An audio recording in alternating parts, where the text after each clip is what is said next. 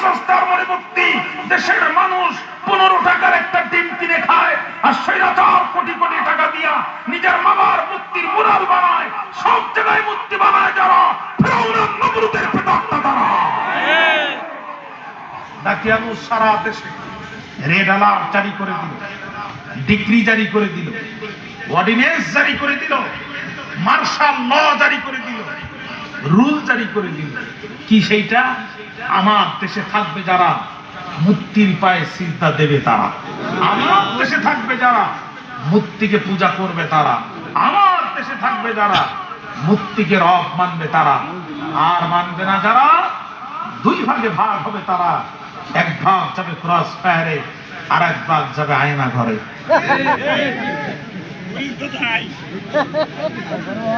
এই আইন জারি করলো যখন, সারা দেশের লোক মেনে নিল, তখন মানল না যারা 7 জন যুবকের একটা গ্রুপ, তারা এক জায়গায় হয়ে বলতেছে কল্লা দিব ঈমান দেব না।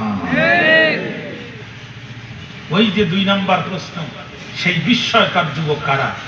আজকে আমাদের আলোচনার বিষয় হচ্ছে 3টা প্রশ্নের 2য় নম্বর প্রশ্ন, সেই বিস্ময়কর যুবক কারা?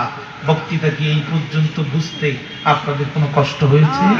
তাহলে আমি এখান থেকে বক্তৃতার প্ল্যাটফর্ম তৈরি করে ফেলেছি, এখান থেকে এবার আমি যাত্রা শুরু করব। আল্লাহ পাক যতদূর আমাদের তকদিরে রাখেন, আল্লাহ পাক কবুল করুন। আমিন। পাগলই যাচ্ছে ভাইরা আমার, 7 জন যুবক এক জায়গায় হয়ে বলছে, বন্ধু আল্লাহকে রব বলে মেনেছি, মুক্তির পায়ে সিজদা দিতে পারবো না। যেই মুক্তির মুখে কুকুরে দেখবেন, রাস্তায় যদি মুক্তি থাকে আর কুত্তা যদি হেঁটে যায়, মুক্তি পার হয়ে একটু সামনে গিয়ে যখন মনে পড়ে, কুত্তাটা পিছনে এসে পাটা উঁচু করে মুখ বরাবর স্প্রে করে। এখন 7 বন্ধু এক জায়গায় হয়ে বলছে, যেই মুক্তির মুখে কুকুরে প্রস্রাব করে, এই মুক্তি কোনোদিন আমাদের রব হতে পারে না। জীবন গেলে জীবন দিব, ঈমান দেব না, কারণ জীবন গেলে জীবন পাবো, ঈমান পাবো না। বলতে পারেন, হুজুর জীবন গেলে কেমনে জীবন পাবো? মিনহা খালাকনাকুম ওয়া ফিহা নুঈদুকুম ওয়া মিনহা নুখরিজুকুম তারাতান উখরা। কিয়ামতের দিন আল্লাহ তাআলা আমাদেরকে আবার পুনরুজ্জীবিত করবেন। এই ব্যাপারে কি আপনার আমার কারো কোনো সন্দেহ আছে? আচ্ছা, কিয়ামতের দিন আমরা যদি এখন ঈমান হারা হয়ে মারা যাই, কিয়ামতের দিন কি ঈমান আনার কোনো সুযোগ আছে? জীবন গেলে জীবন পাবো, ঈমান গেলে ঈমান পাবো না। অতএব জীবনের দাম বেশি নয়, ঈমানের দাম বেশি। জান বাঁচানো ফরজ নয়, বরং ঈমান বাঁচানোর জন্য জীবন কুরবানি করা ফরজ। 7 যুবক এক জায়গায় হয়ে বলছে, বন্ধু সিদ্ধান্ত কিন্তু একটাই, জীবন গেলে জীবন দেব, ঈমান দেব না, কারণ জীবন গেলে জীবন পাবো, ঈমান পাবো না। এই সিদ্ধান্ত নিল যখন, চারিদিকে জানাজানি হয়ে গেল তখন, আর চারিদিকে জানাজানি হয়ে গেল যখন ডিবি হারুন বিষয়টা টের দিল তখন। ডিবি হারুন, আপনারা আবার তাফসীরের কিতাবে ডিবি হারুনের নাম খুঁজতে যাইয়েন না, আমি বলে দিচ্ছি, তাহলে কিন্তু আবার পাবেন না। তদানীন্তন এনএসআই ইন্টেলিজেন্সে তারা ছিল, আমি তো ওদের নাম তাফসীরে খুঁজে পাইনি, এই জন্য ডিবি হারুনের নামটা বললাম যাতে আপনারা একটু বিষয়টা বুঝতে পারেন।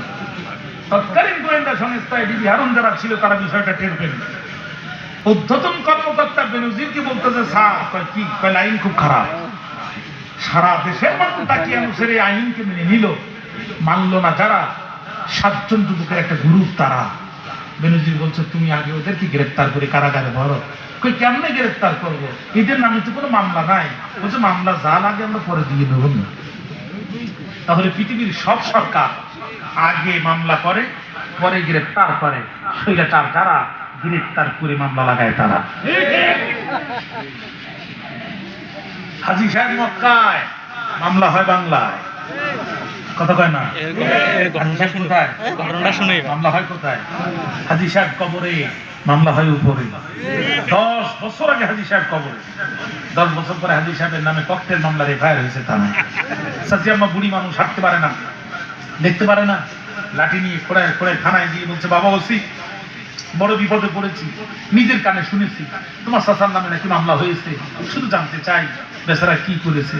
চাচি আম্মা জানেন না, বুড়া বড় দুষ্টু মানুষ, আমার থানার সামনে ককটেল মেরেছে। বাবা এই ঘটনা কবে ঘটেছে? গতকাল রাত 8:30টার সময় ঘটেছে। বুড়া তো 10 বছর আগেই কবরে গেছে। ওই বুড়ার সাথে আমি বুড়ির মহাব্বতটা তো গভীর ছিল। আমি মেয়েদের বাড়িতে যেতাম যখন, বুড়ায় টেলিফোন করতো তখন, ওরে বুড়ি যত রাত হোক বাড়িতে আসো তাড়াতাড়ি, তোমারে ছাড়া আমি কেমনে থাকতে পারি। যে মহাব্বতের বুড়া আমার, একটি রাত আমাকে ছাড়া থাকতো না। এই বুড়া 10 বছর আগে গেল কবরে, মাত্র 2 বার উঠলো ভোরে। একবার গত বছর নির্বাচনে ভোট দেওয়ার সময়, আর একবার তোমার থানার সামনে ককটেল মারার সময়। যে বেচারা মরার পরে কবর থেকে উঠে ভোট দিতে পারে, সুযোগ পেলে কিন্তু সামনে আবার উঠতে পারে। অর্থাৎ তুমি আমার মোবাইল নাম্বারটা নাও, আমার চেয়ারম্যানের নাম্বারটা নাও। বুড়া যদি কবর থেকে এবার কোনোদিন ওঠে, তুমি শুধু ধরে আমার কাছে একটু জমা দিবা, রিমান্ডে তোমার নেওয়া লাগবে না, যা করা লাগে আমি করবো। একটি প্রশ্ন করবো বুড়ারে, এত মহাব্বত ছিল দুনিয়ার উপরে, ও বুড়া আর আমি, আমারে রেখে তুমি চলে গেলে কবরে, সেই কবর থেকে উঠে তুমি ভোট দেওয়ার সময় পাও, ককটেল ভরার সময় পাও, তুমি তো আমার জানালার সামনে দিয়ে যাও, একটা বার কি আমার কাছে উকি দেওয়ার সময় তোমার হয় না?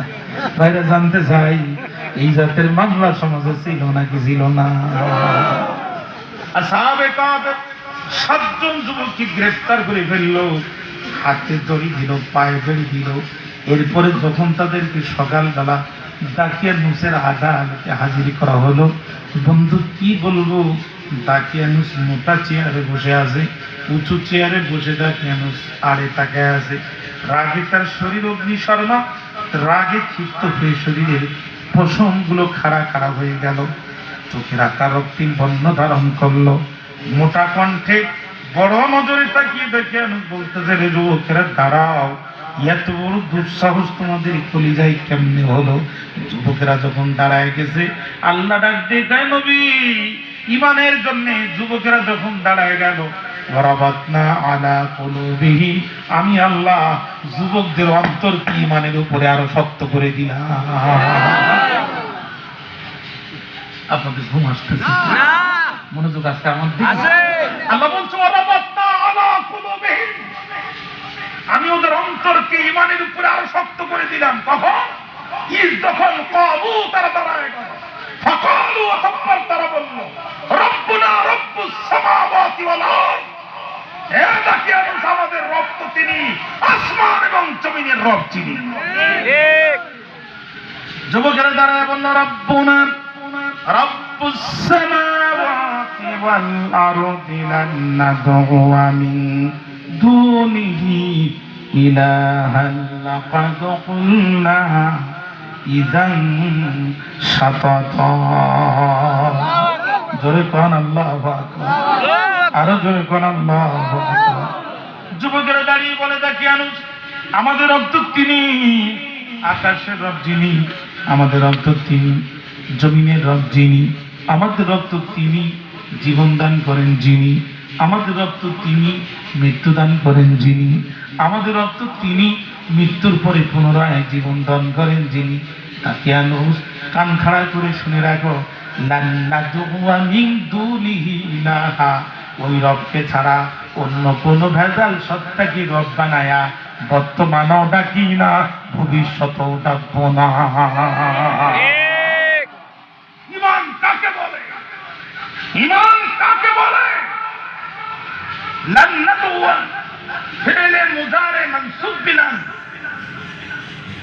আল্লাহ তাআলা এখানে মুজারে সিগা ব্যবহার করেছেন। মুজারে দুইটা জিনিসের অর্থ দেয়, প্রেজেন্ট এন্ড ফিউচার, বর্তমান এবং ভবিষ্যৎ। যুবরাকে বলছে না, কেউ শুনে রাখো, লান নাদউয়া মিন দুনিহি ইলাহা, ওই রবকে ছাড়া অন্য কোন ভেজাল সত্তাকে রব বানায়া বর্তমানেও ডাকি না, ভবিষ্যতেও ডাকবো না। ঈমান কাকে বলে? আমরা তো আর বাংলাদেশে 7 জন নই, আমরা বাংলাদেশে লক্ষ লক্ষ ঈমানদার। কমিউনিজম দেখেছি, সেকুলারিজম দেখেছি। আমাদের সামনে এখন সিদ্ধান্ত নেওয়ার সময় এসেছে। 3টা বিষয় আমাদেরকে গুরুত্ব দিতে হবে।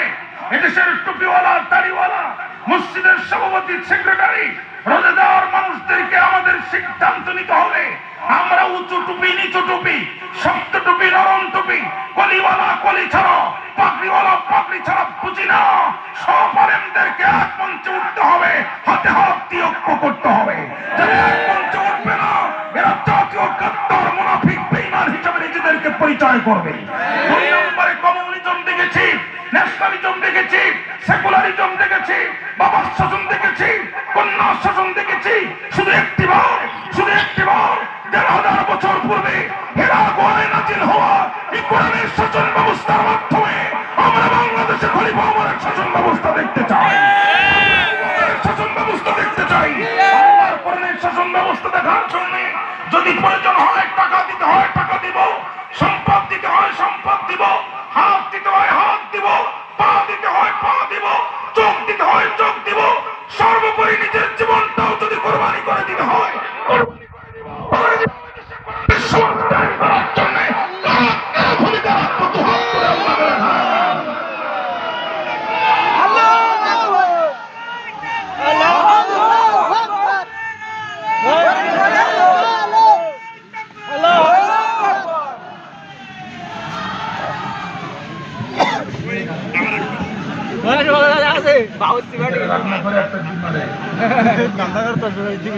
আমার কোন সাথে তাকবীর দিলেন বাবা, একটু দাঁড়ান একটু দাঁড়ান। চাচা চেয়ারটা একটু দেয়, যুবকদের লজ্জা পাওয়া উচিত।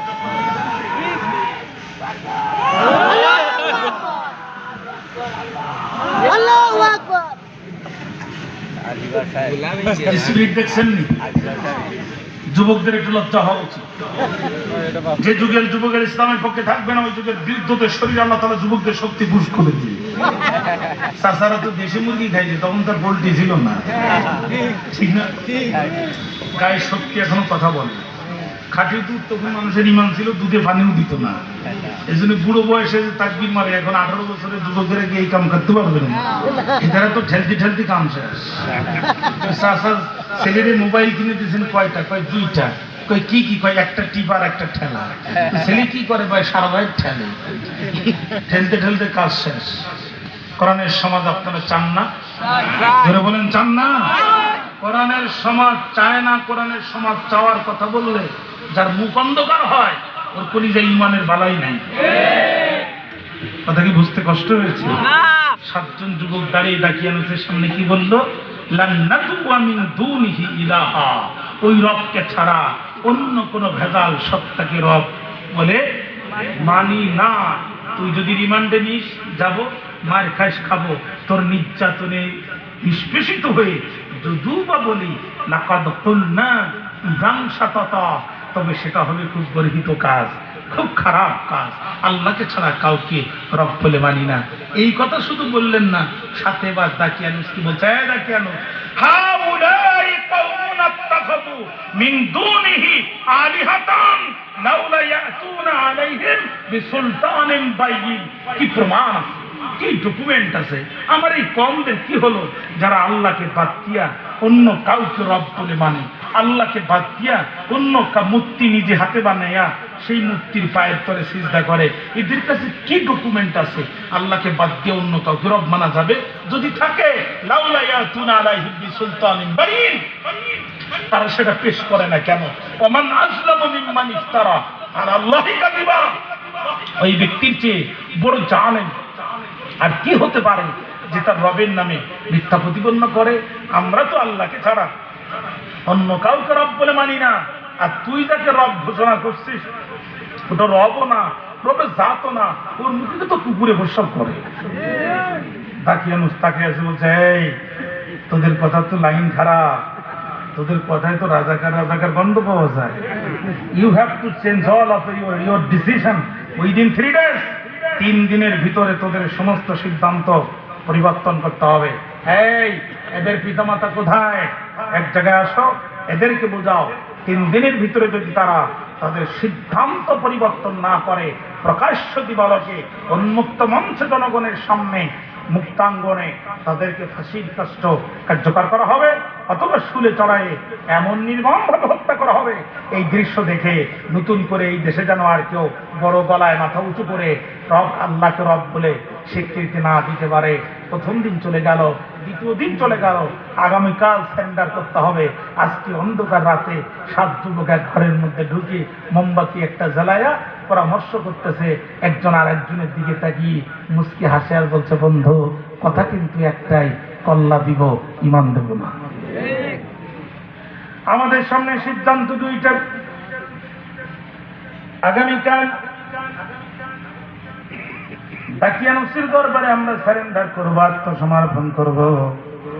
উন্মুক্ত মঞ্চে ফাঁসির কাজটা আমাদেরকে ফাঁসি কার্যকর করা হবে। আমাদের রক্তমাখা জামা কাপড় পরা অবস্থায় কবরের মধ্যে দাফন করা হবে। কিয়ামতের দিন এই রক্তমাখা কাপড় চোপড় নিয়ে শহীদ হয়ে আল্লাহর দরবারে উঠব, আর নবীদের আগে জান্নাতের মধ্যে প্রবেশ করব। বন্ধু কি বলবো, ঈমান কাকে বলে? আগে আমরা শহীদ হয়ে উঠবো আল্লাহর দরবারে, আর নবী রাসূলদের আগে মাথা উঁচু করে জান্নাতে যাব। কিয়ামতের দিন আল্লাহ রাব্বুল আলামিন তাম পৃথিবীর মানুষগুলোকে লোহার তামার ব্যারিকেড দিয়ে আটকে ফেলবেন। তখন আল্লাহ নিজেকে জব্বার আর কাহার রূপ ধারণ করবেন। তখন জব্বার আর কাহার রূপ ধারণ করবেন যখন ইব্রাহিম আলাইহিস সালামের মতো সিনিয়র পয়গম্বররা থরথর থরথর করে কাঁপতে থাকবেন। তখন আমার ভাইরা ওই দিন এক শ্রেণীর মানুষ উঠবে যাদের পেটের মধ্যে SMG LMG AK-47 গুলি থাকবে, বুকের মধ্যে চাইনিজ কোরালের দাগ থাকবে, কারোর ডান হাত থাকবে না, কারোর বাম হাত থাকবে না, কারো গলার মধ্যে ফাঁসির দড়ি থাকবে।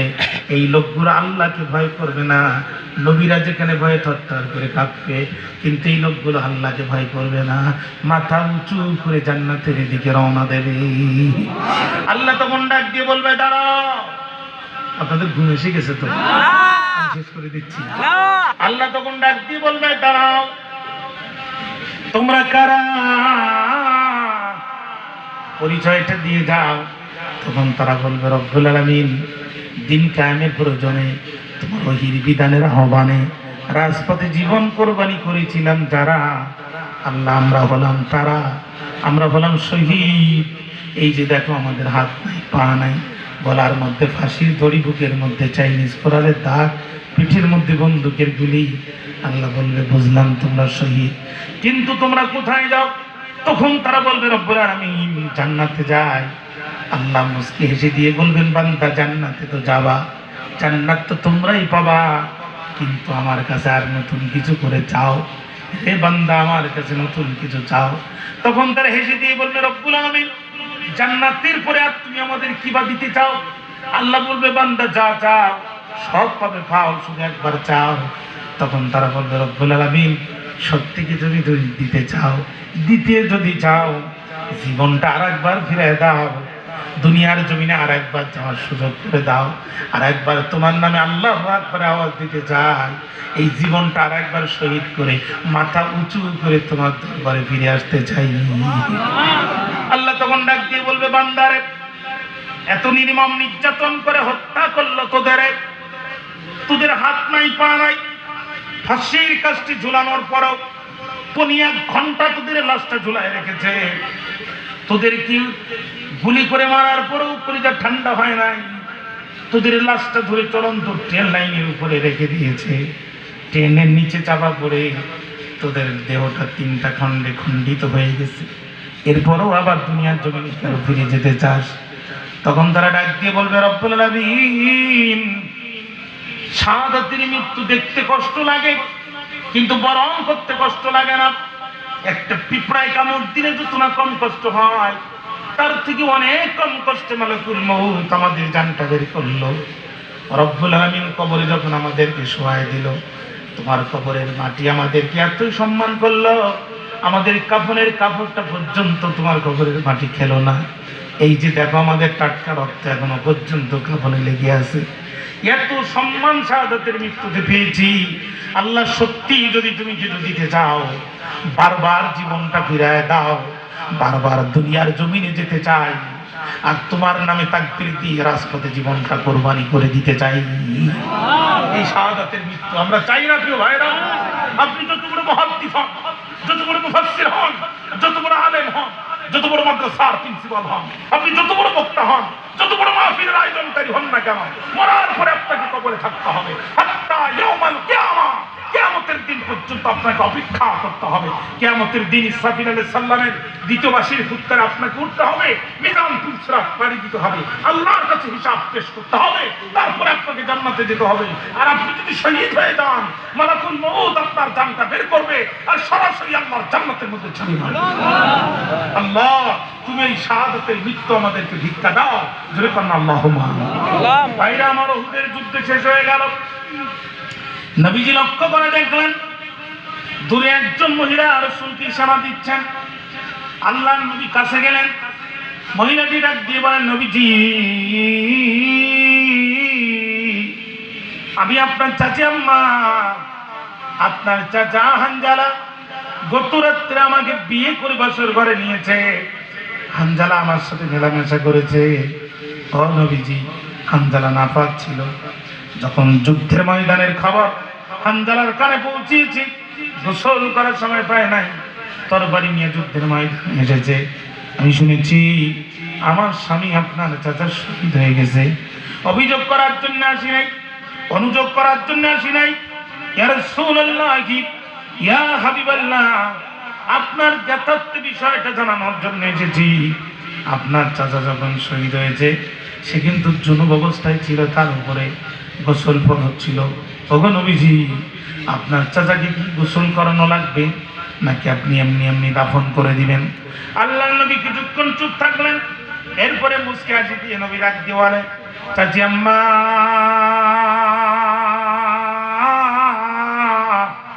আমি নবী, আপনি নবী না। আমি যে দেখি আপনি তো দেখেন না। আমার চাচার শাহাদাতে আল্লাহ রাব্বুল আলামিন এত বেশি পরিমাণ খুশি হয়ে গিয়েছে, জান্নাতি ফেরেশতার জান্নাতি পানি দিয়ে আমার চাচা আমির হামজা, আমার চাচা হামজালাকে আল্লাহ গোসলের ব্যবস্থা করে দিয়েছে। আল্লাহ, তুমি শাহাদাতের মৃত্যু আমাদেরকে ভিক্ষা দাও, যেরকম আল্লাহুম্মা আমিন। যুদ্ধ চলছে, যুদ্ধের ময়দানে একজন কাফির আসলেন, আল্লাহর নবীকে ডাক দিয়ে বলেন, রাসূলুল্লাহ, আমাকে কালেমা পড়ায় দেন। বিশ্ব নবী কালেমা পড়ায় দিলেন।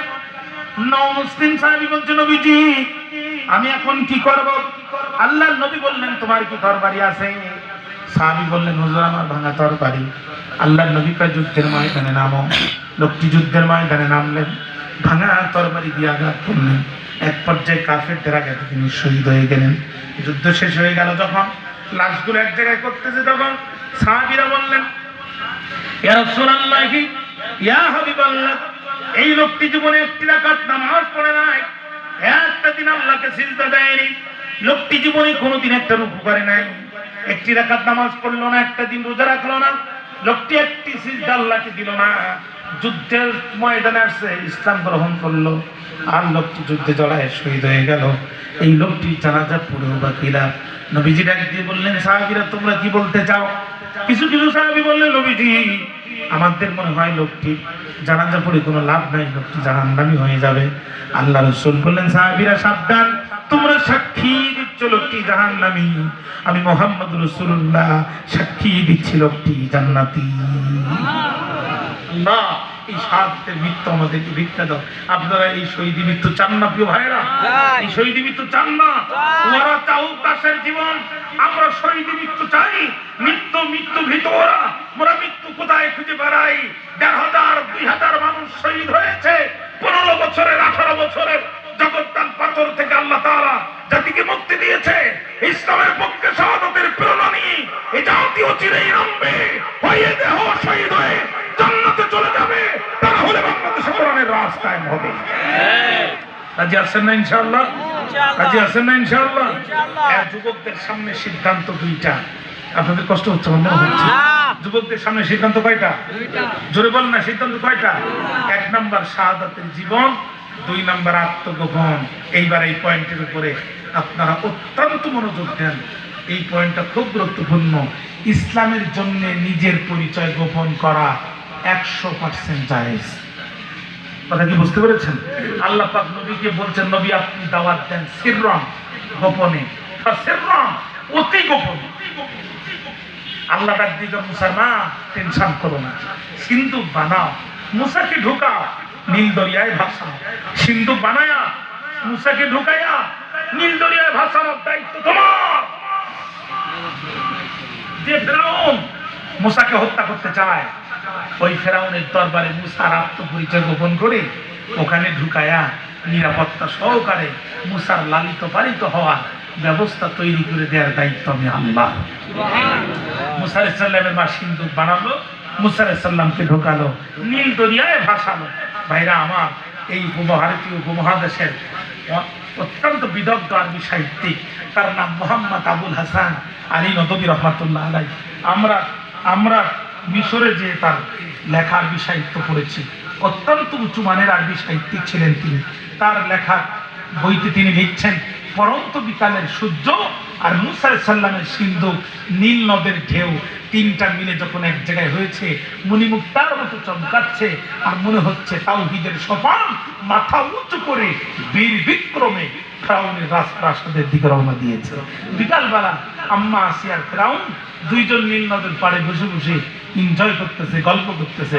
এমন সময় আম্মা আসিয়া লক্ষ্য করে দেখে ওই যে মণিমুক্তার মতো জলজল করতেছে কি যেন একটা। ফেরাউনকে ডাক দিয়ে বলছে, ফারাও শুধু একটা বার তাকাও। ফেরাউন তাকাই বলতেছে, এই ডিবি হারুন, মানে গোয়েন্দা, তাড়াতাড়ি তুলে আনো তো দেখি। তদানীন্তন ডিবি হারুন যারা ছিল তারা দ্রুত যে সিন্দুকটা তুলে এনে চিন্তা করলো, এ তো বোমা হবে মনে হয়। সেই কোটালি পড়া ৮৬ কেজি বোমা নাকি ৭৬ কেজি বোমা? এই বোমা বাস তুলে শুধু আমরা মরবো নাকি ফেরাউনও মরবে, এই চিন্তা করতেছে, খোলার সাহস পাচ্ছে না।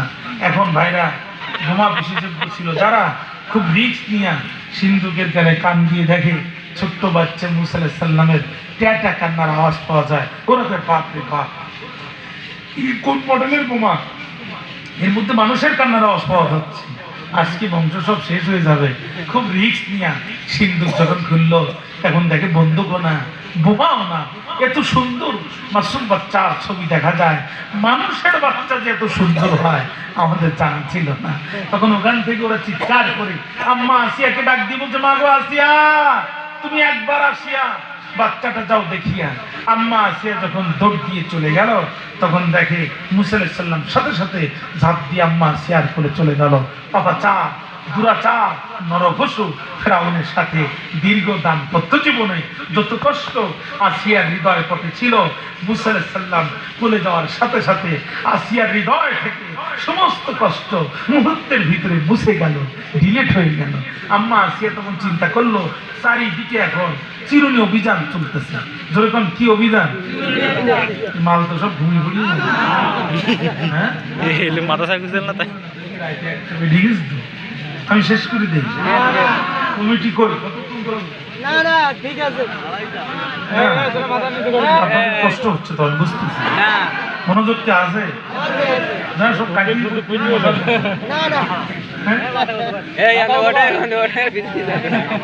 খিচুড়ি আছে নাকি? ও তাহলে তো টেনশন নেই। হ্যাঁ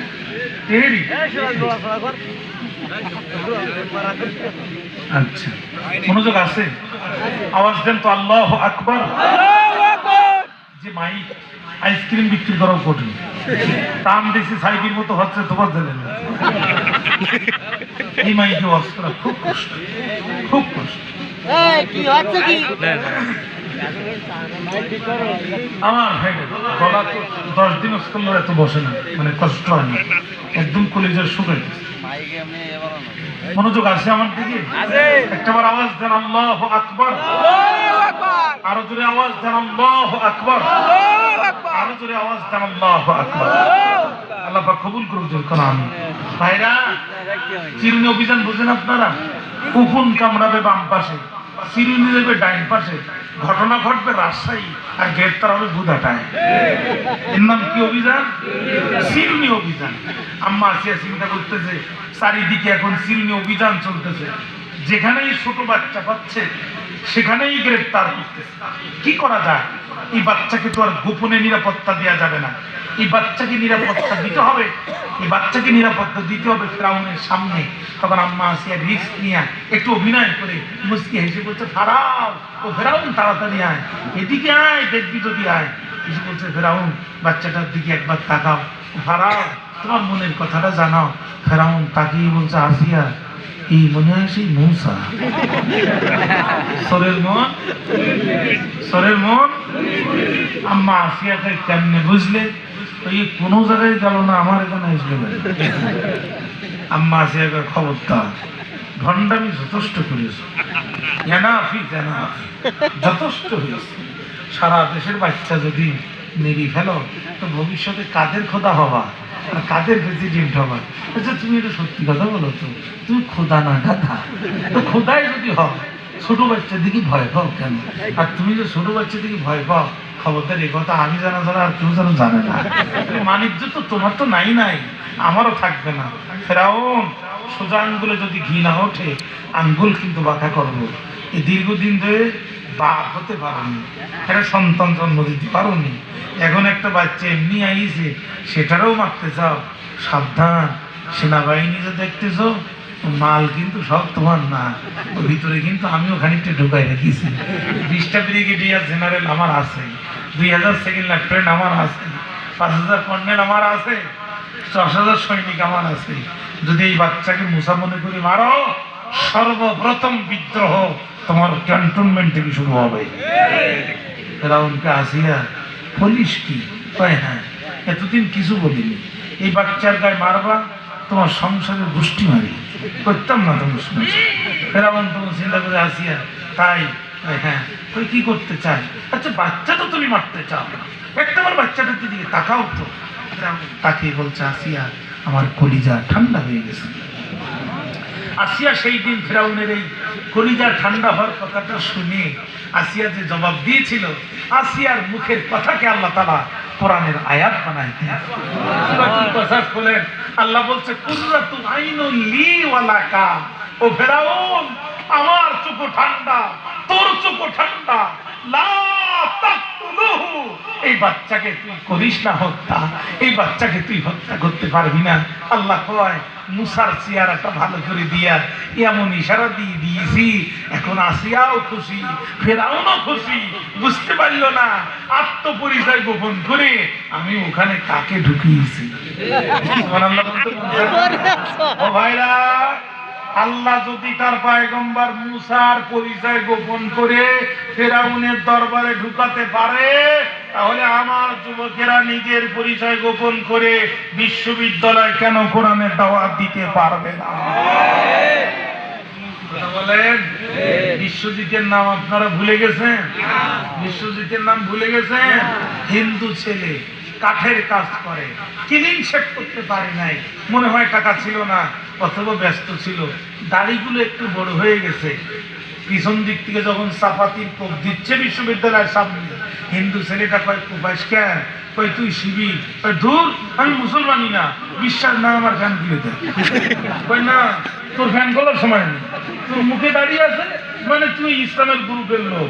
যে যুগে মুখে একটু দাঁড়িয়ে থাকার কারণে হিন্দু বাচ্চারা পর্যন্ত চাপাতির হাত থেকে রক্ষা পায় না, ওই যুগে যদি আমার যুবক পরিচয় গোপন করে বিশ্ববিদ্যালয়ে অবস্থান করে, মুরব্বী এত চুলকায় কেন বাবা?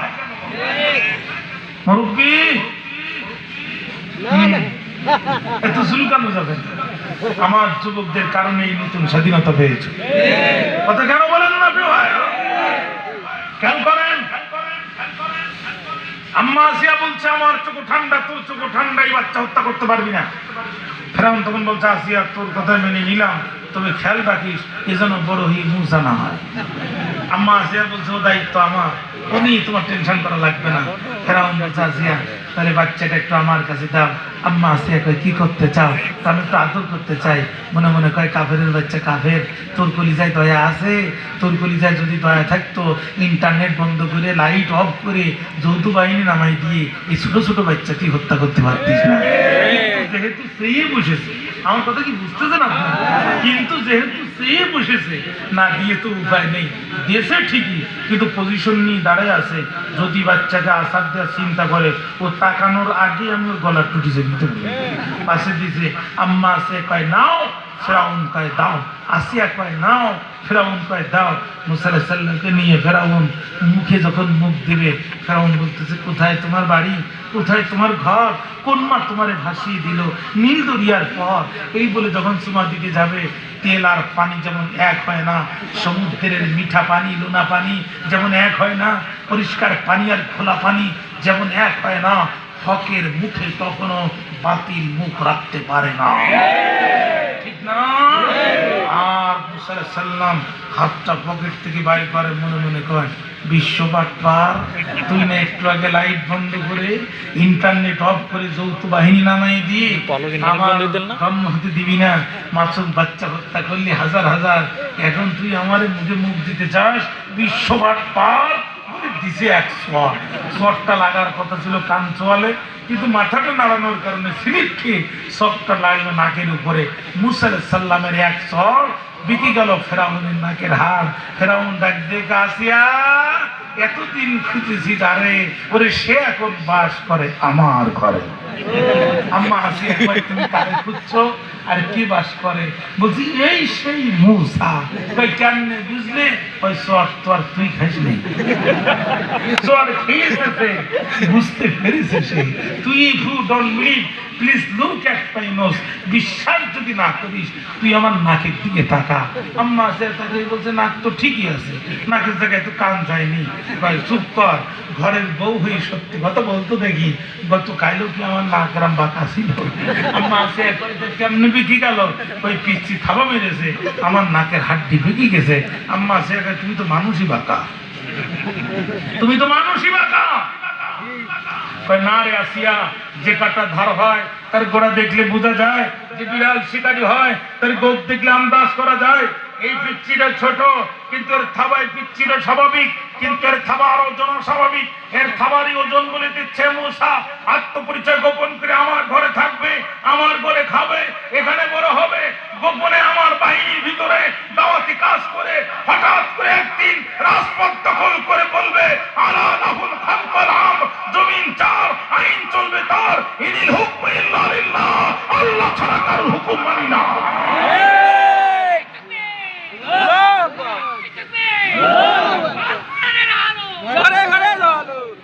আর বলতে হবে না, বোঝা গেছে যে রাত একটা বেজে গেছে।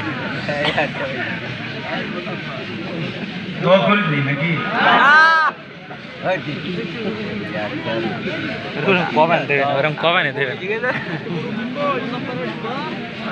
মনোযোগ আছে আমার দিকে? মনোযোগ আছে? আম্মা আছে কয়, যাই করো, বাচ্চা যদি হত্যা করতে চাও সিদ্ধান্ত দুইটা, ক্যান্টনমেন্টের মারামারি না হয় তোমার সংসারের গোষ্ঠী মারি। ফেরাউনকে আসিয়া, ঠিক আছে তোর কথায় মানলাম, যেন খেয়াল রাখিস বড়ই যেন মুসা না হয়। আম্মা আসে, ঠিক আছে ওটা আমি দেখবো কি করা যায়। আমার বাচ্চা এখন খাবে, তুমি তাড়াতাড়ি ধাত্রী ম্যানেজ করো। কই পাবো? কই যে বদমাইশ খাড়া খাড়া চুল, চিটাগাং বাড়ি, তোমার তথ্যমন্ত্রী হাসান মাহমুদের কাছে টেলিফোন কর। বলছে কেন? ওকে দিয়া 71 টিভি কয় খান্নাস মহিলা সাংবাদিক আছে, ফারজানার উপর কারা কারা জানো, মানে তদানীন্তন মিডিয়ার লোকজনের নাম তো আমি জানি না, এই জন্য এদের দিয়ে বললাম যাতে তোর বুঝতে পারেন। এদেরকে দিয়া টেলিফোন করায় দাও যে তোমার ঘরে ধাত্রী লাগবে। সারা দেশ সার্কুলার হয়ে গেল, ভিআইপি ধাত্রীরা লাইন দিল।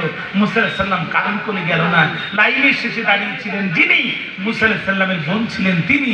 তাই দিয়ে বলছে, অফিসাররা আমার কাছে একটি ধাত্রীর সন্ধান আছে, আমি নিশ্চিত এই বাচ্চা যাবে তার কাছে, অনুমতি যদি পাই আমি নিজেই সাথে করে নিয়ে আসতে চাই। অফিসাররা বললো তাহলে তো খুব ভালো হয়, এই বাচ্চা অনেকক্ষণ হলো কিছু খায় নাই, তারে নিয়ে আসি, আমরা বড় বেকায়দায়, কি করা যায়? মুসা আলাইহিস সালামের বোন দৌড় দিয়ে গেল, তার মাকে নিয়ে আসলো। বন্ধু কি বলবো, লোহার সামনে চুম্বুক নিলে চুম্বুক যেমন ক্ষিপ্র গতিতে লোহার সাথে লেগে যায়। দীর্ঘক্ষণ পর মাকে দেখে মুসা আলাইহিস সালাম 1 লাফ দিয়ে মায়ের কোলে চলে গেছে। আমার আল্লাহ ডাক দিয়ে বহুত আগেই বলেছিল, ওয়াদাল্লাহি হক, ওরে মুসার মা, আমি আল্লাহর ওয়াদা মিথ্যা না, আমি আল্লাহর ওয়াদা সত্য। তোর মুসাকে তোর কোলে ফিরায় দিলাম। ও মুসার মা, পৃথিবীর সবাই এখন জানলো, ফেরাউন আর তার রাজপ্রাসাদের অফিসাররা জানলো যে তুই তাদের তুই মুসার দুধ না, কিন্তু আমি আল্লাহ তুই জানলাম তুই তার আসল মা। এখন তোর একটা কামরা বরাদ্দ হবে, মোটা অঙ্কের বেতন দিবে, ভিআইপি সিকিউরিটি গার্ড দিবে। ফিরাউনের পুলিশের বেতন বৃদ্ধি হয় ৩-৪ বছর পর পর, তোর বেতন বৃদ্ধি হবে তোর ইচ্ছার উপর। তুই শুধু একবার বলবে ভালো লাগে না, চাকরি করবো না, বেতন ৩ গুণ হতে মোটে দেরি হবে না, কারণ তোর মুসা তোর স্তনে ছাড়া পৃথিবীর কোন নারীর স্তনে মুখ দেবে না। ও মুসার মা, আবেগে আপ্লবিত হয়ে তোর মুসার পরিচয়টা এখনই প্রকাশ করিস না, তবে তুই মন খারাপ করিস না। জানলা এত সুন্দর একটা পূর্ণময় বালক তুই আমাকে দিলে, কিন্তু পরিচয় দিতে দিলে না, এই মন খারাপ তুই করিস না। আমি তোর মুসার আত্মপরিচয় গোপন করে ফেরাউনের দরবারে ঢুকাবো। ওয়াজাইলুহু মিনাল মুরসালিন, আর রাসূল পরিচয় দিয়ে আমি তার আত্মপ্রকাশ ঘটাবো।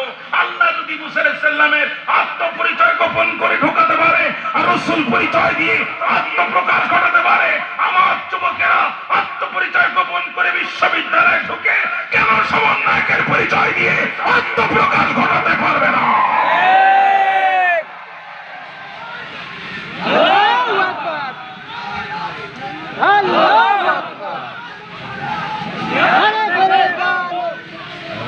আমার ভাইরা, অতএব আত্মপরিচয় গোপন করার কারণে আমার চরিত্রবান যুবকদেরকে গালাগালি করে যারা, চামচা তারা। সেটা কি পর্যন্ত বুঝতে আপনাদের কোনো কষ্ট হয়েছে? সিদ্ধান্ত কয়টা? সিদ্ধান্ত কয়টা? ১ নাম্বার শাহাদাতের জীবন, ২ নাম্বার ইসলামের জন্য আত্মগোপন। কথা কি এই পর্যন্ত শেষ থাকবে? আমি আরেকটু কি আগাবো সামনে? কষ্ট হবে আপনাদের? ভাইরা আমার, যুবকেরা বলল দেখো আমরা মারা যেতে পারি, শহীদ হওয়া আমাদের জন্য সমস্যা না, কিন্তু আমাদেরকে যদি প্রকাশ্য দিবালোকে এভাবে হত্যা করে, প্রকাশ্য দিবালোকে যদি এভাবে হত্যা করে, এই দেশে নতুন করে আর কেউ কোরআনের দাওয়াত দিতে সাহস পাবে না। অতএব চলো আমরা গুহার দিকে চলে যাই, গুহার ভিতরে ঢুকে যাব, আত্মগোপন করব, জীবন বাঁচানোর জন্য নয়, ঈমান বাঁচানোর জন্য। কন্যা সুবহানাল্লাহ। ভাইরা আমার, খেয়াল করেন, যুবকেরা গুহার দিকে রওনা দিল যখন, প্রতিমধ্যে একটা কৃষকের কুকুর ছিল, তারা করলো যুবকরা কি বলে, কুকুর রে চলে যাও, রে কুকুর চলে যাও, কুকুর চলে যাও। কুকুর যায় না। এক পর্যায়ে যুবকেরা কুকুরের প্রতি চড়াও হলো, সাথে সাথে কুকুরের জবান খুলে গেল। কুকুর ডাক দিয়ে বলে, রে আল্লাহর বান্দারা, তোমরা আশরাফুল মাখলুকাত, আমি কুকুর সৃষ্টির নিকৃষ্ট জাত, আমি তোমাদের মতো রুকু করতে পারি না, সিজদা দিতে পারি না, আমি তোমাদের মতো আল্লাহর দ্বীনের জন্য, ঈমানের জন্য লড়াই করতে পারি না। রে আল্লাহর বান্দারা, আমি কুকুর সিদ্ধান্ত নিয়েছি, তোমরা ঈমান বাঁচানোর জন্য যে গুহার মধ্যে অবস্থান করবে, আমার বাকি জীবনটা ওই গুহার মুখে দাঁড়িয়ে দাঁড়িয়ে আমি কুকুর তোমাদের পাহারা দিব। যুবকেরা গুহার মধ্যে ঢুকে গেল, যুবকেরা গুহার মধ্যে ঢুকে গেল। আমার ভাইরা, ঢোকার সাথে সাথে যুবকেরা দুটো হাত আল্লাহর দিকে, আকাশের দিকে বাড়ায় দিয়ে দোয়া করলো, রব্বানা আতিনা মিন লাদুনকা রাহমাতাও ওয়া হাইয়্যি লানা মিন আমরিনা রাশাদা। জোরে একবার বলেন আল্লাহু আকবার।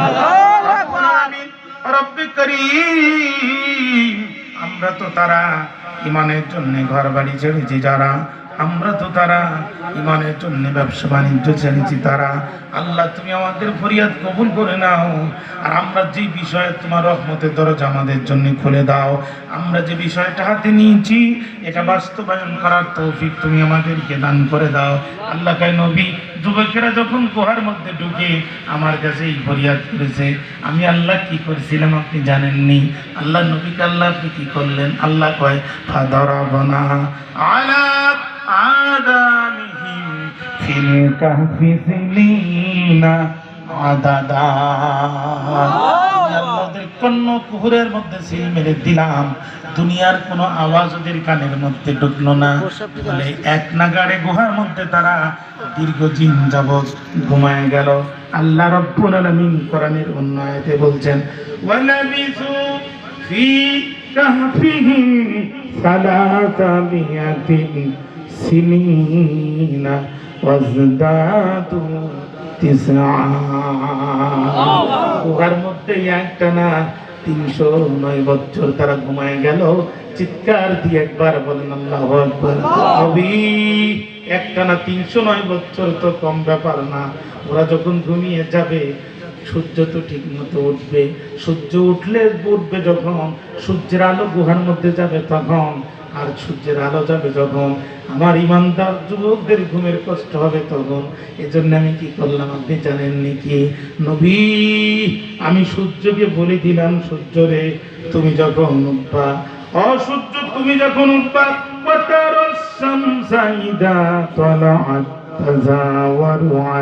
كهفهم ذات اليمين وإذا غربت تقرضهم ذات الشمال وهم في فجوة منهم ذلك من آيات الله من يهد الله فهو المهتد ومن يضلل فلن تجد له وليا মুর্শিদা।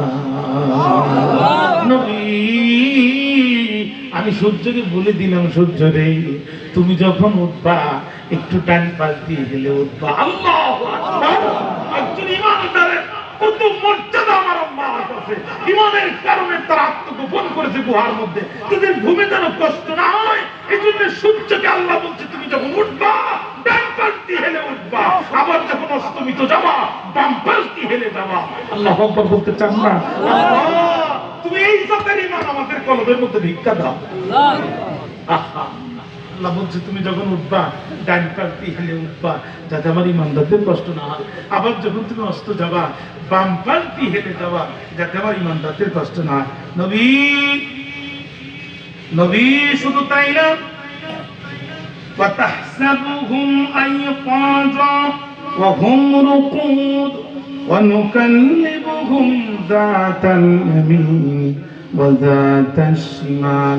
ও নবী নবী গো আপনি দেখলে মনে করবেন যে ওরা জাগ্রত, আমি ওদের চোখের মধ্যে ঘুম দিলাম কিন্তু চোখগুলো খোলা রেখে দিলাম, দেখলে মনে হয় চেয়ে আছে জাগ্রত অথচ তারা ঘুমান্ত। কারণ কি? মুফাসসির কিরামগণ বলেন কারণ ওরা 309 বছর তো কম সময় না।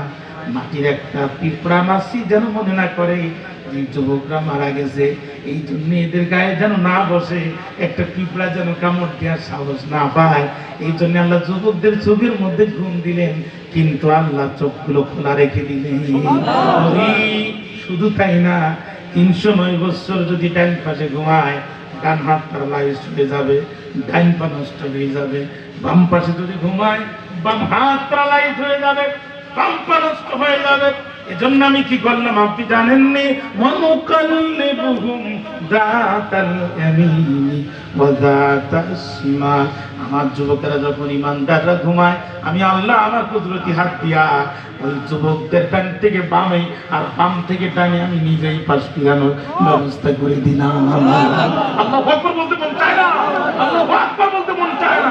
নবী ওয়া কালবুহুম বাসিতুম জিরাআইহি বিল ওয়াসিদ। আর ওদের যে কুকুরটা আছে ওই কুকুরটা গুহার মুখে, ওয়াসিদ মানে প্রবেশদ্বার, গুহার মুখে দুই হাত দুই দিকে, দুই পা দুই দিকে, গলাটা লম্বা করে, জিভটা বাহির করে, চোখগুলো মোটা করে এমন কায়দায় তাকিয়ে আছে। হাবিব আপনি যদি এই দৃশ্য দেখতেন তাহলে আপনি ভয় পেতেন, শুধু ভয় পেতেন না আপনি পিছন দিক থেকে পালাতেন। ভাইরা আমার, এখন আপনার বলেন তো দেখি 309 বছর আল্লাহ যুবকদের ঘুম পড়াতে পারেন কি পারেন না? ধরে বলেন।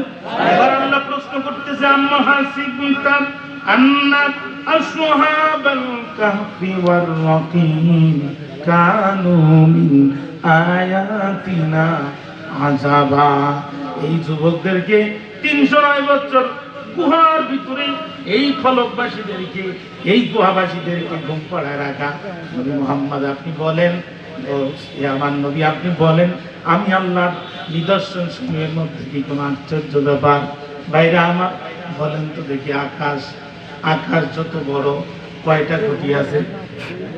5টা, 4টা, আমাদের দেশে নাই, তবে আমেরিকায় একটা থাকলেও থাকতে পারে, কানাডায়, জার্মানে বিনা খুঁটিতে যে আল্লাহ তারা মহাকাল দাঁড় করে রাখতে পারে।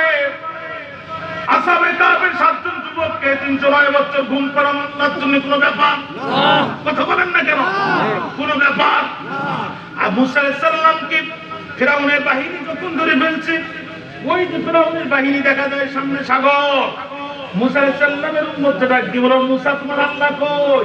মুসা আলাইহিস সালাম বলে, সাবধান, ইন্না রাব্বি সাইয়াহদিন, আমার আল্লাহ এখানেও পথ দেখাবে। আল্লাহ কয়, মুসা এই কথাটা শোনার জন্য অপেক্ষা করতেছি, হাতে আছে লাঠি, পায়ের নিচে মাটি, লাঠি দিয়ে মাটির পরে আঘাত করার দায়িত্ব তোমার।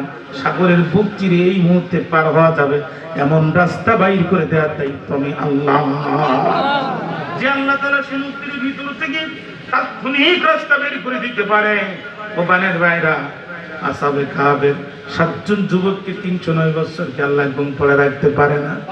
হযরত আবু বকর রাদিয়াল্লাহু তাআলা আপনারা চিনেন, নবীজির বাল্যকালের সাথী, হিজরতের রাতের সাথী, নবীজির জান্নাতের সাথী, দুনিয়ায় নবীজির রওজার পাশে যার কবর হযরত আবু বকর, তিনি নসিহত করলেন, আমার ভাইরা আমি মারা যাব যখন তোমরা আমাকে গোসল করাবে, তখন গোসল করানোর পরে কাফন পরাবে, জানাজা পড়াবে, খবরদার আমার লাশটা নিয়ে যাবে রাসূলের রওজার সামনে, তোমরা কেউ হাত দিয়ে রওজা শরীফের গেট খুলবে না। যদি আমার লাশ নিয়ে যাওয়ার সাথে সাথে রওজা দরজা একা একা খুলে যায়, তাহলে রাসূলের পাশে আমাকে দাফন করাবে, আর যদি না খুলে যায় খবরদার তোমরা আমাকে অন্য কোথাও দাফন করাবে। হযরত আবু বকর মারা গেলেন, সাথীরা তাকে গোসল করালেন, দাফন করালেন, নবীজির রওজার সামনে নিয়ে গেলেন যখন, সঙ্গে সঙ্গে রওজা শরীফের দরজা একা একা খুলে গেল। তখন আবু বকরের সময় এই ঘটনা ঘটতে পারে, তাহলে আসহাবে কাহফের 7 জন যুবককে 309 বছর ঘুম পড়ায় রাখা আল্লাহর জন্য কোনো ব্যাপার? হযরত ওমর রাদিয়াল্লাহু তাআলা আপনারা চিনেন, ইসলামের দ্বিতীয় খলিফা, যার সময় সবচাইতে বেশি রাষ্ট্রে কোরআনের পতাকা পথ করে উদিত হয়েছে। হযরত ওমর জুমার নামাজে মসজিদে বক্তৃতা করতেছেন, 80,000 কিলোমিটার দূরে ইরাকের মাটিতে যুদ্ধ হচ্ছে, নবীজির সাহাবী হযরত সারিয়া রাদিয়াল্লাহু তাআলা এই যুদ্ধে নেতৃত্ব দিচ্ছেন। একই সময়ে হযরত ওমর মদিনার মিম্বরে দাঁড়ায় খুতবা দিচ্ছেন। খুতবা দিতে দিতে হযরত ওমর হাতের লাঠি উঁচু করে হঠাৎ করে চিৎকার করে বলছে, ইয়া সারিয়াল জাবাল, আল জাবাল, ও সারিয়া, এভাবে হবে না, যুদ্ধের কৌশল পরিবর্তন করো, পাহাড়কে পিছনে রাখো, সৈন্য নিয়ে সামনে আগায় যাও। হযরত সারিয়া ইরাকের মাটি থেকে ফিরে মদিনায় এসে হযরত ওমরের হাত ধরে বলছে, আমিরুল মুমিনিন, আপনি মদিনার মাটি থেকে আমার নাম ধরে চিৎকার করেছেন, আল্লাহর কসম ইরাকের মাটি থেকে আপনার কণ্ঠের আওয়াজ আমি আমার কানে শুনেছি। হযরত ওমরের এই সময় যদি এই আশ্চর্যজনক ঘটনা ঘটতে পারে, আসহাবে কাহফের 7 জন যুবককে 309 বছর ঘুম পড়ায় রাখা, এটা কি আল্লাহর জন্য কোনো ব্যাপার? কোনো ব্যাপার? ভাইরা, হযরত ওমর তখন ক্ষমতায়, তিনি তখন প্রেসিডেন্ট, মিশরের গভর্নর, নবীজির আর একজনের কত সাহাবী হযরত আমর ইবনুল আস রাদিয়াল্লাহু তাআলা। মুসলমানরা বিষয়ে মিশর অর্জন করার সাথে সাথে একটা বিপদ দেখা দিল, সেটা হচ্ছে নীল নদের পানি শুকিয়ে গেল, চাষাবাদ বন্ধ হয়ে গেল, মুসলমানরা বিপদে পড়ে গেল। হযরত আমর ইবনুল আস চিঠি লিখল, আমিরুল মুমিনিন, মুসলমানরা বড় বিপদে পড়ে গেছে, নীল নদের পানি শুকায় গেছে, এখন জানতে চাই আপনার কাছে আমাদের কি করণীয় আছে। হযরত ওমর একটা চিঠি লিখে দিলেন আর বলে দিলেন, এই চিঠিটি নীল নদের পানিতে ফেলে দিবা, আমার সালাম দিবা। চিঠিতে লেখা ছিল, রে নীল নদ, তুমি যদি আল্লাহর হুকুমে পরিচালিত হও তাহলে পানিতে ভর্তি হয়ে দাও, আর শয়তানের হুকুমে পরিচালিত হও তবে তোমার এক ফোঁটা পানি আমাদের দরকার না হবে। এই কথা চিঠিটা দেওয়ার সাথে সাথে নীল নদ পানিতে ভর্তি হয়ে গেল। সেই আফ্রিকার উগান্ডা থেকে পৃথিবীর 10টি রাষ্ট্রের উপরে নীল নদ প্রবাহিত। এই উমরের চিঠি পাওয়ার পর থেকে আজ পর্যন্ত গোটা নীল নদে 1 কিউসেক পানি পর্যন্ত কমে নেই। হযরত ওমরের সময় যদি এই বিস্ময়কর ঘটনা ঘটতে পারে, আসহাবে কাহফের 7 জন যুবককে 309 বছর ঘুম পড়ে রাখা আমার আল্লাহর জন্য কোনো ব্যাপার? ভাইরা আমার, এবার তাকিয়ানো সারা দেশে রেড অ্যালার্ট জারি করে দিল, এই যুবকদের কোথাও পাওয়া যাচ্ছে না। তখন তাকিয়ানো বুঝে ফেললো এই যুবকেরা গুহার মধ্যে পালাইছে।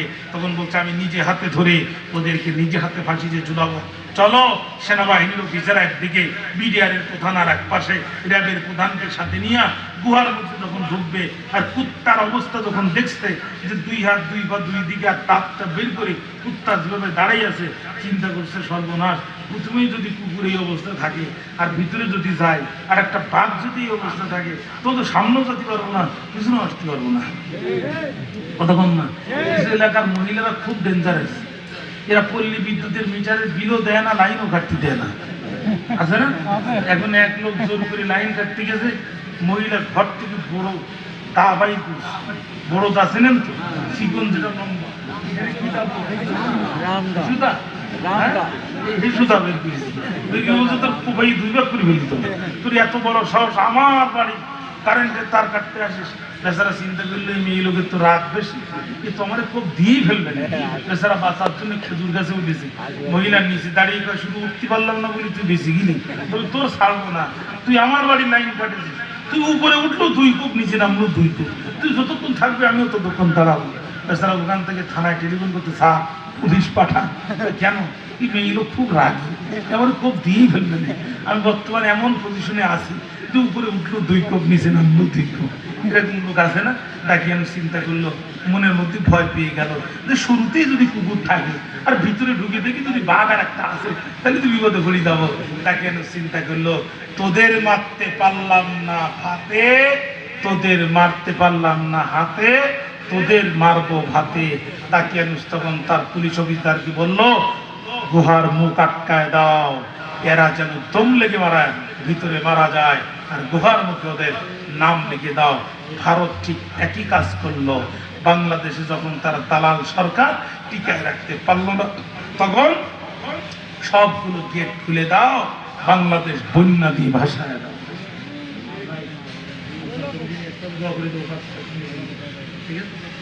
না না আর না দ্রুত, আপনাদের কষ্ট হচ্ছে আমি বুঝতে পারছি।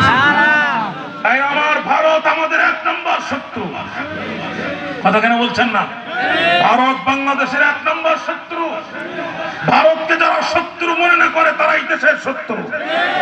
ভারত 18টি বছর তার দালাল সরকার দিয়ে আমার দেশের ভিতরে ক্রস ফায়ারের বাণিজ্য চালিয়েছে, অসংখ্য মা বোনকে বিধবা করেছে, অসংখ্য ভাইকে দুনিয়ার জমিন থেকে বিদায় করে দিয়েছে, অসংখ্য দিনের মুজাহিদকে ক্রস ফায়ার দিয়ে ভারত পঙ্গু করিয়েছে। ভারত রাতের আধারে ষড়যন্ত্র করে আমার দেশে ডাল ভাতের নামে বিডিআর বিদ্রোহ করে আমার দেশের বর্ডার বাহিনীকে দুর্বল করে দিয়েছে। ভারত ষড়যন্ত্র করে রাতে লাইট বন্ধ করে সপ্লা চত্বর আমার দেশের আলেমালামাকে হত্যা করেছে। ভারত তার দালাল সরকার পুষে এদেশের সাথে গোপন চুক্তি করেছে। সুতরাং ভারত এদেশের এক নম্বর শত্রু। আল্লাহর কসম করে বলছি, হৃদয়ের সবটুকু শক্তি দিয়ে বলছি, ইমানের জোর দিয়ে বলছি,